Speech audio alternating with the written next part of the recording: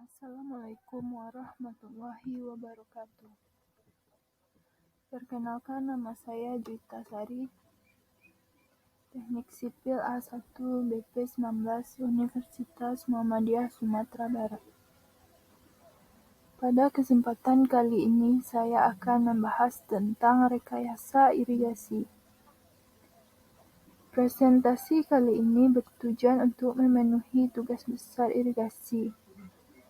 Langsung saja saya akan memulai presentasi kali ini dengan pembahasan mengenai pengertian irigasi, macam-macam irigasi, pengertian peta petak, lokasi bangunan, dan dimensi saluran.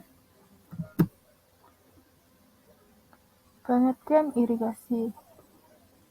Menurut penjelasan di buku Hidrologi untuk Pengairan, irigasi adalah penyaluran air secara sistematis untuk keperluan pertumbuhan tanaman ke tanah yang diolah, atau kegiatan yang berhubungan dengan usaha memperoleh air untuk sawah, ladang, perkebunan, dan usaha pertanian lainnya. Macam-macam irigasi berdasarkan status jaringan, berdasarkan tingkat teknik, berdasarkan aplikasi air, berdasarkan sumber air, berdasarkan teknik pemberian air, berdasarkan tujuan penggunaan air. Yang pertama, berdasarkan status jaringan air, terdiri dari irigasi pemerintah, irigasi desa, irigasi swasta. Berdasarkan tingkat teknis, irigasi teknis, irigasi setengah teknis, irigasi sederhana. Berdasarkan aplikasi air, irigasi genangan, irigasi sprinkler, irigasi tetes. Berdasarkan sumber air, irigasi air permukaan, irigasi air tanah, irigasi sawah tada hujan. Berdasarkan teknis pemberian, terdiri dari gravitasi. Irigasi gravitasi air permukaan adalah sistem irigasi yang pengaliran air dan sumbernya ke lapangan menggunakan metode gravitasi. Selanjutnya, bertekanan. Pemberian air biasanya dilakukan dengan cara disiram atau cara tetes. Berdasarkan tujuan penggunaan air, irigasi persawahan, irigasi tambak. Pengertian peta petak, lokasi bangunan, dan dimensi saluran. Peta petak adalah perencanaan peta petak.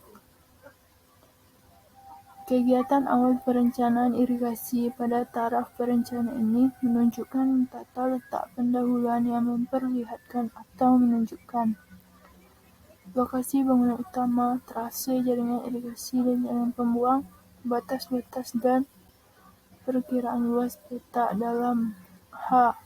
Jaringan irigasi dengan peta primer, peta sekunder, dan peta tersier, serta daerah yang tidak bisa dialiri. Bangunan pada jaringan irigasi dan pembuang lengkap dengan fungsi dan tipenya. Konstruksi lindung terhadap banjir dan tanggul. Jaringan jalan dengan bangunan-bangunannya. Kriteria perencanaan peta petak. Data yang dibutuhkan, masalah yang harus diperhatikan, batas-batas petak tersier, luas dan bentuk petak tersier, panjang saluran tersier, debit rencana, kebutuhan air di sawah, dan efisiensi. Bangunan utama adalah bangunan pada sungai atau sumber air, dapat didefinisikan sebagai kompleks bangunan yang direncanakan di sepanjang sungai atau aliran air untuk membelokkan air ke dalam jaringan saluran agar dapat dipakai untuk keperluan irigasi. Bangunan utama dapat diklasifikasi ke dalam sejumlah kategori, bergantung kepada perencanaannya. Berikut ini akan dijelaskan beberapa kategorinya. Yang pertama, bendung Yang pertama, bendung tetap dan bendung gerak. Selanjutnya, pengambilan bebas atau free intake, pengambilan dari waduk, stasiun pompa.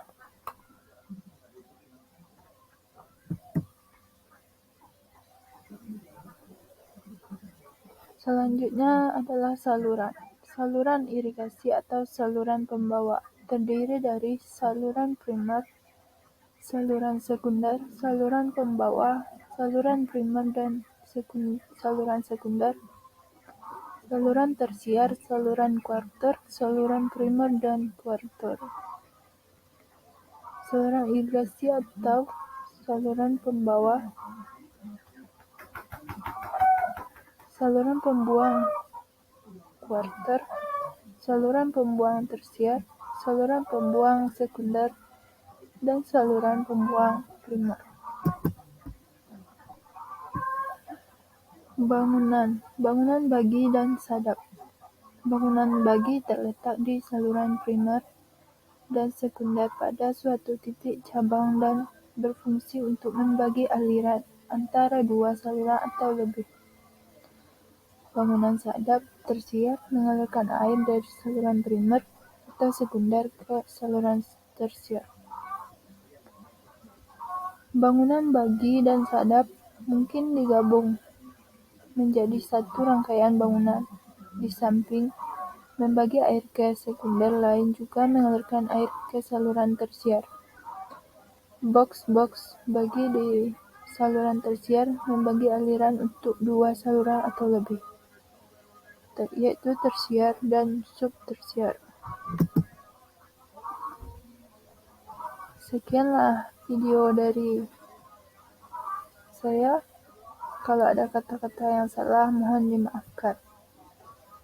Terima kasih.